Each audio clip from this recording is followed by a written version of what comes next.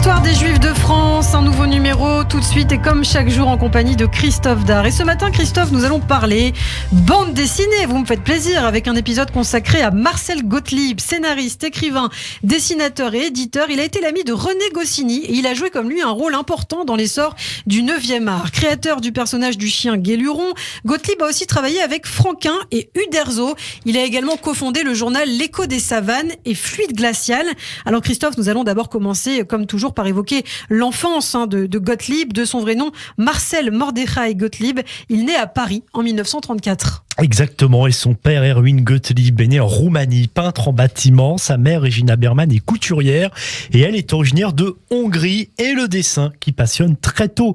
Le petit Marcel, il a pour habitude de recouvrir les murs de l'appartement familial de graffitis que son père enlève chaque semaine, et il dira: chaque dimanche, mes gravures rupestres disparaissaient comme par magie et je disposais toujours de surfaces bien propres pour recommencer à tout dégueulasser.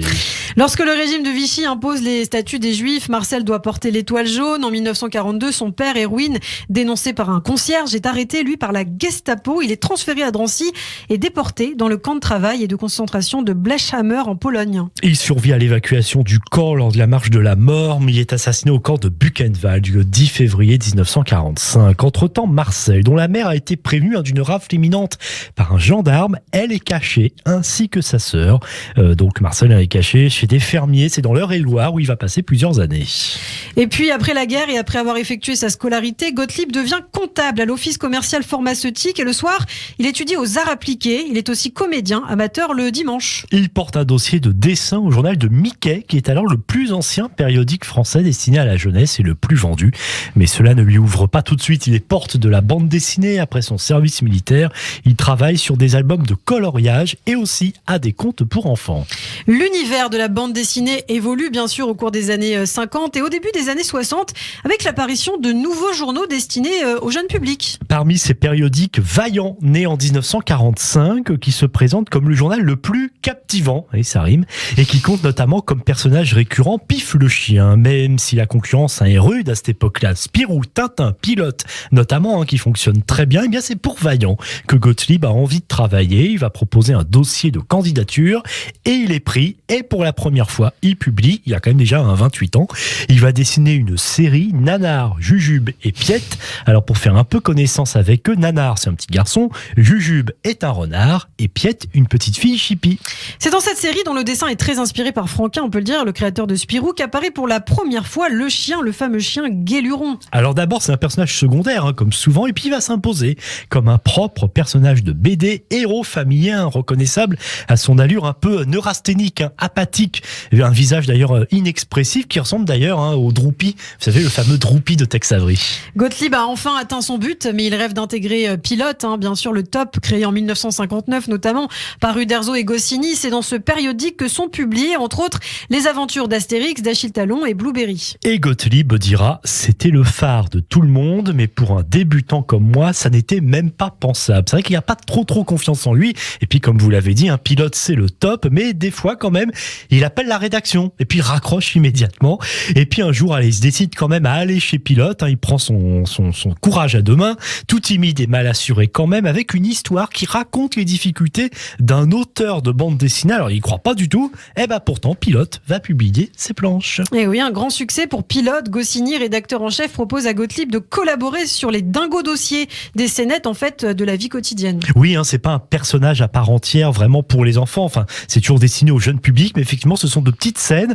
Par exemple, comment faire manger bébé, ou bien encore comment l'environnement familial d'un prof influence la correction des copies. Ça fait donc partie des questions que se posent tout le temps ces dingos dossiers, 169 qui sont publiés en l'espace de 4 ans, avec des questions donc pour le moins existentielles. Mais Goscinny a trop de travail et il propose alors à Gottlieb de reprendre tout simplement seul ces dingos dossiers. Gottlieb accepte et cela devient la rubrique à braque. Eh oui, je vous aurais noté bien sûr le jeu de mots, publié de 1968 à 1972 dans les colonnes de Pilote. C'est l'occasion de laisser libre cours à l'imagination de Gottlieb. Alors si vous regardez bien les bulles, les planches, eh bien il n'y a pas de décor, parce qu'il détestait faire des décors, Gottlieb. Il détestait vraiment dessiner les décors. Lui, c'était les personnages et l'histoire. D'ailleurs, il racontait qu'il avait un mal fou à dessiner, par exemple, un vélo, une bicyclette. Alors que voilà, c'est pas forcément difficile, bien sûr, pour un dessinateur, mais il déteste ça. Par contre, il s'éclate à faire des personnages déjantés, comme le professeur Burp, la coccinelle ou encore Isaac Newton, vous savez, avec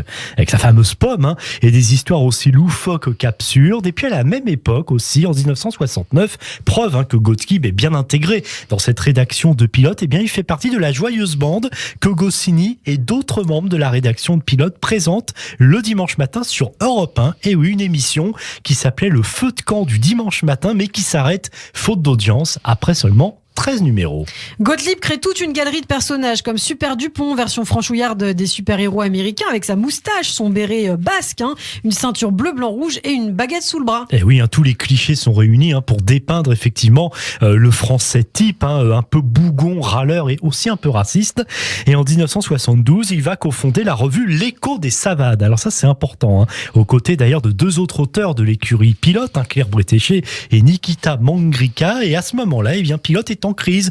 Beaucoup de dessinateurs partent vers d'autres aventures et l'Écho des Savanes, du coup, réunit beaucoup d'anciens de Pilote. Mais alors, la ligne éditoriale est différente. Le public est adulte et on aborde des sujets qui étaient absents dans Pilote, comme la pornographie, le blasphème, la scatologie. On s'amuse beaucoup dans l'humour pipi-caca ou bien encore le gore et la psychanalyse.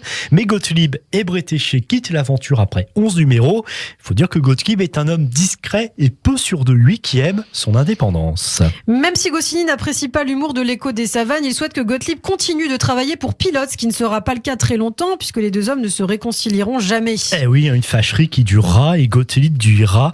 Goscinny n'a jamais réalisé tout le bien qu'il nous a fait. Il s'en rendait compte d'une façon superficielle quand il disait « Oui, c'est grâce à moi que ces petits cons sont ce qu'ils sont », mais intérieurement, il n'a jamais su, par exemple, que moi je savais, je sais et je dis que je lui dois tout. Et puis après l'Écho des Savanes, Gottlieb va se tourner vers le cinéma quelques apparitions, et puis également il va co-scénariser le premier film de Patrice Lecomte, qui a d'ailleurs démarré comme dessinateur à Pilote. Le titre du film, Les WC étaient fermés de l'intérieur. En 1975, Gottlieb cofonde le mensuel Fluide Glacial, qui symbolise l'émergence de la bande dessinée pour adultes dans la foulée de mai 1968, plus libertaire et qui casse les codes de la BD traditionnelle. Et qui s'inspire des comics américains, notamment le magazine Mad de l'américain Harvey Kurtzman et aussi de certains films.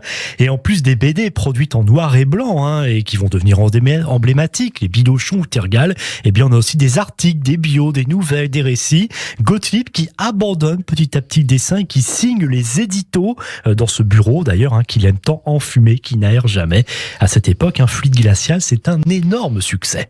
En 1993, Gottlieb publie le roman autobiographique « J'existe, je me suis rencontré » où il raconte sa vie d'enfant juif sous l'occupation qu'il n'avait presque évoquée à personne jusqu'à là. Eh oui, c'est un homme discret, même dans son travail il n'y a pas fait allusion, mais quand même, en 1969 dans Pilote, dans un épisode appelé Chanson aigre douce, il se souvient quand il avait 8 ans en 1942.